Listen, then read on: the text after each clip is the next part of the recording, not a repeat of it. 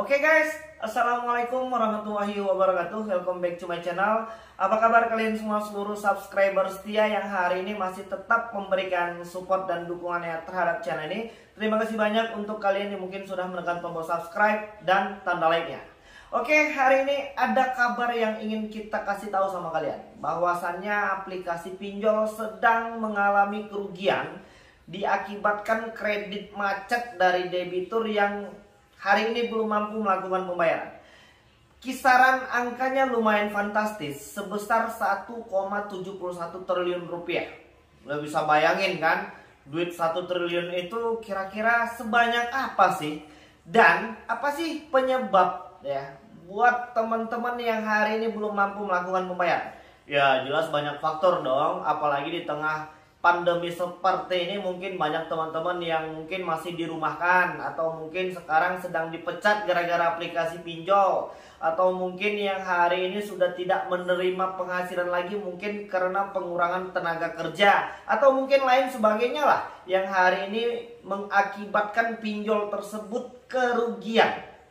Jadi dari kabar CNN Indonesia, debitur yang hari ini atau mungkin teman-teman yang belum mampu membayar hari ini berkisar rentang waktu 30 sampai dengan 90 hari itu sebesar 1,71 triliun rupiah. Bisa nggak sih pinjol ini jadi bangkrut? Ya bisa. Kalau teman-teman nggak bayar, kalau teman-teman nanti nggak nyicil hutangnya di aplikasi pinjol, maka pinjol-pinjol ini nanti akan bangkrut loh. Loh, kalau bangkrut gimana dong? Ya udah deh, itulah dia. Yang penting kalian harus tahu kabar ini ya, supaya nanti kalian juga paham ya. Jadi kalian bisa melihat ya, di situ judulnya di kabar CNN Indonesia itu, pinjol menunggak 90 hari capai 1,71 triliun rupiah. Nominal yang fantastis di tengah badai perekonomian hari ini.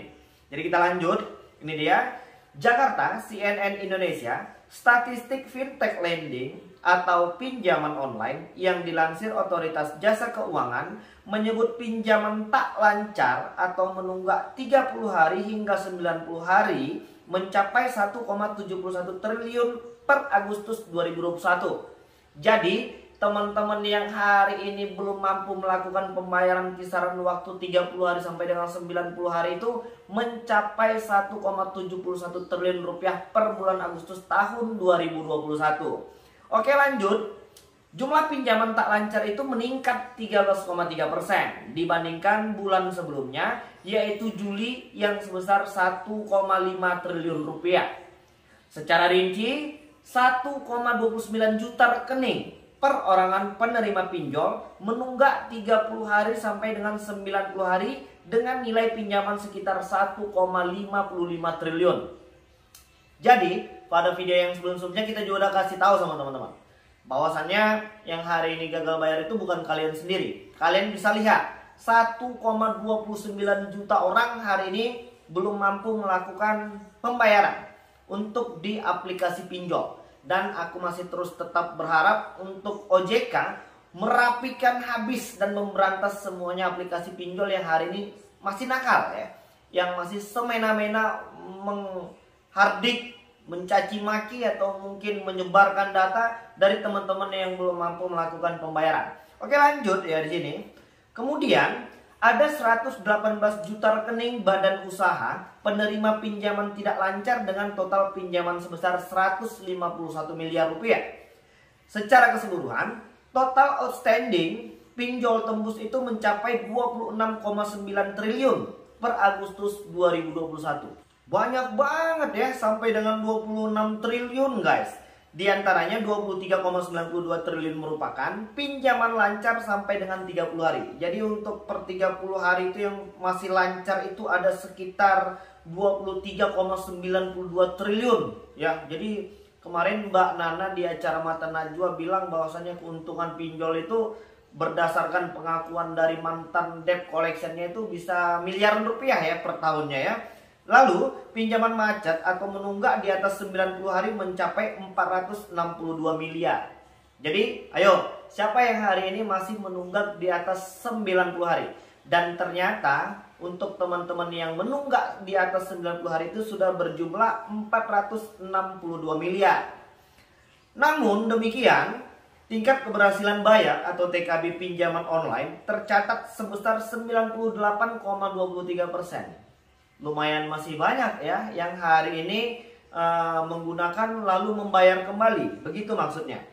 TKB ini merujuk pada tingkat keberhasilan penyelenggara peer-to-peer dalam menyediakan fasilitas penyelesaian kewajiban pinjam-meminjam dalam jangka waktu 90 hari sejak tanggal jatuh tempo. Per 8 September 2021, OJK mencatat ada 100 pinjol terdaftar dan diawasi. Jumlah ini menyusut, kata OJK, dari bulan sebelumnya. Setelah 114 aplikasi pinjol, jumlah pinjol menyusut karena ketidakmampuan penyelenggara usaha meneruskan kegiatan operasionalnya. Jadi ternyata banyak aplikasi pinjol itu sekarang sudah tutup karena mereka tidak lagi mampu untuk melakukan kegiatan usaha, untuk melanjutkan kegiatan operasi pinjol meminjolnya. Mungkin ya karena bangkrut.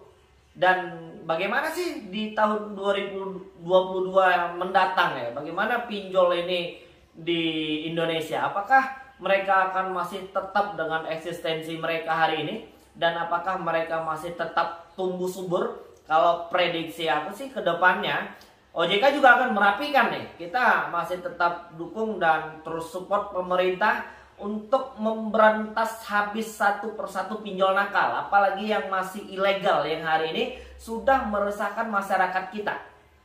Jadi kalau di tahun 2022 nanti melihat hari ini ya, dengan banyaknya juga aplikasi pinjol yang sudah menutup perusahaan mereka karena memang sudah nggak sanggup lagi buat ngasih pinjaman-pinjaman ke kita-kita yang hari ini sedang butuh ini, karena memang mungkin mereka udah nggak dapat lagi putaran keuntungan.